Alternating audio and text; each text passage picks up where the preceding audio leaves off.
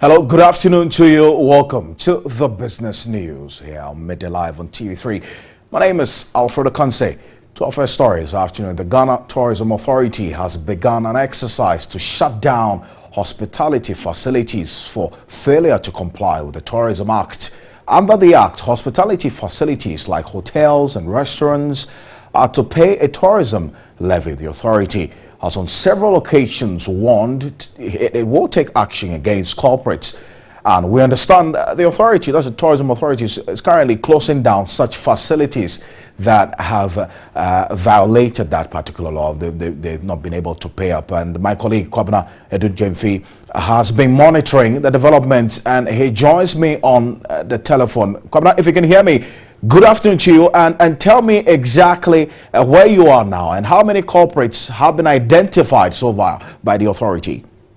Alfred, at the moment, together with a team of journalists and another team from the Ghana Tourism Authority led by the fund administrator, we are at the Ramada Hotel, our Ramada Resort here at Tishi Nungwa, and it's the fourth restaurant or hospitality center that we've actually visited since we started this special exercise early in the morning. The main purpose of this exercise is to actually check corporate or restaurants and some hospitality centers who have defaulted or who have not paid their 1% mandatory tourism levy. And it appears that all the centers or all the restaurants that we went to have not paid at all.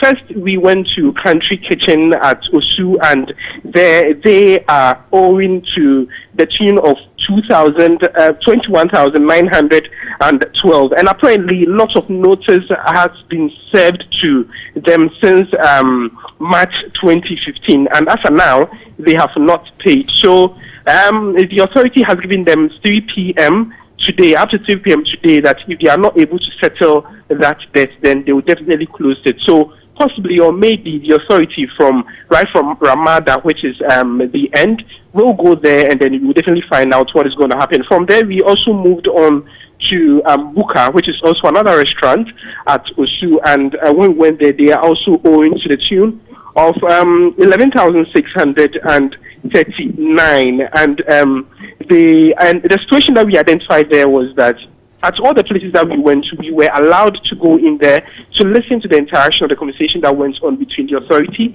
and officials of that particular restaurant. But in this particular case, the media was not allowed, and we understand or we gathered that apparently officials of that restaurant, that is Buka, had attempted paying the levy somewhere in December 2015, but then the check that they issued bounced. So DTA says that they will rectify all those problems and then see what they can do. But then if it appears that they are still not paying, then probably or possibly by next week they will consider closing that. And we also went to Mazera, also at Usu, and there they were given a deadline of April 2015, that is 5th April 2015, right, to settle their debt of 9,232, right, and they are not, they've not been able to settle that debt. But one thing that the manager of the restaurant raised is that lots of his customers have failed or have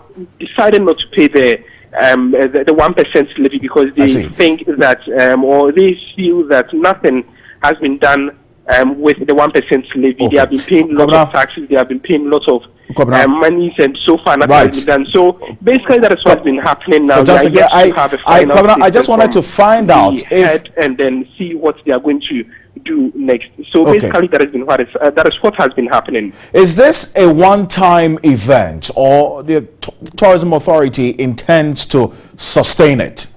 Yes, Alfred, you see, that is one thing that personally I'm interested in finding out, and I'll be picking a final statement from the head or the leader of the team, because you remember somewhere last year a similar thing took place, and all of these places that we are going to this time are the same places that we visited last year, and some of them we were expecting that this time they will be closed and all, but then it even appears, or the demeanor of the team doesn't even show that they are going to close any of these restaurants, and it appears to me personally from the facial expression and body language, it appears that this is just a one-off thing that they are going to do. And probably nothing may be done about it. So, yes, that is my personal observation about it. So we will be picking a final statement from him to find out what the next line of action is going to be.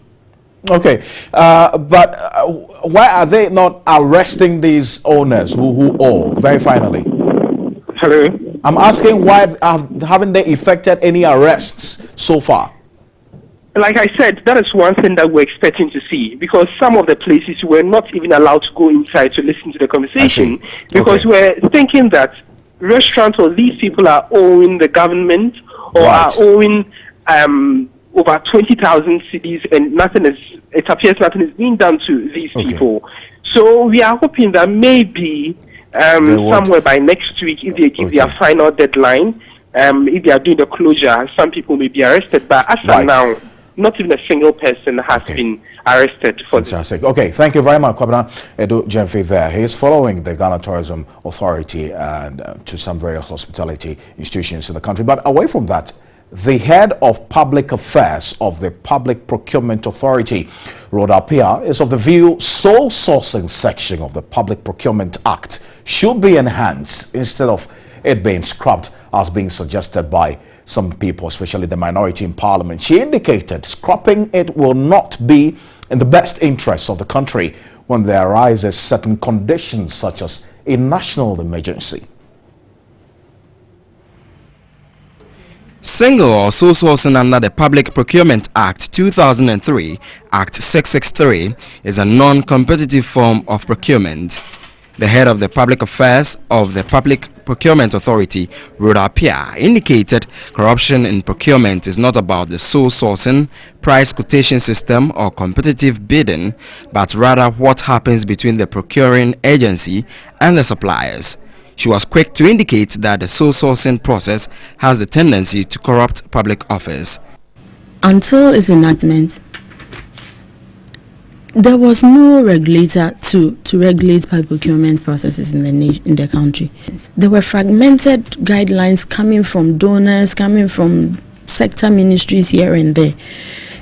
And transparency was really an issue.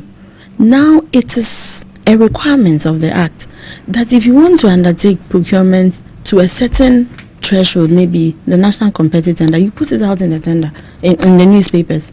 Section 40 of the Procurement Act spells out the conditions for single sourcing. So in cases of exclusive rights items, the law allows for single source procurement. Again, we have instances where, as a result of national security, the framers of the law have made a provision that in those instances you can use the method, the single source procurement, as a method of procurement.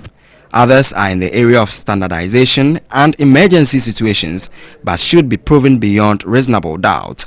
According to Rhoda Pia, the Public Procurement Authority has also put in place some guidelines to safeguard the processes. You need to submit to us a document which we call a value for money analysis, and it includes the qualification of the supplier. And then again, you need to attach the conditions of the contract or the financial proposal so that we ensure that it makes economic sense. She explained the Public Procurement Authority only gives approval for the use of the method but does not approve contracts. She called on Parliament to discuss the annual reports that the authority sends to them. That's it for business.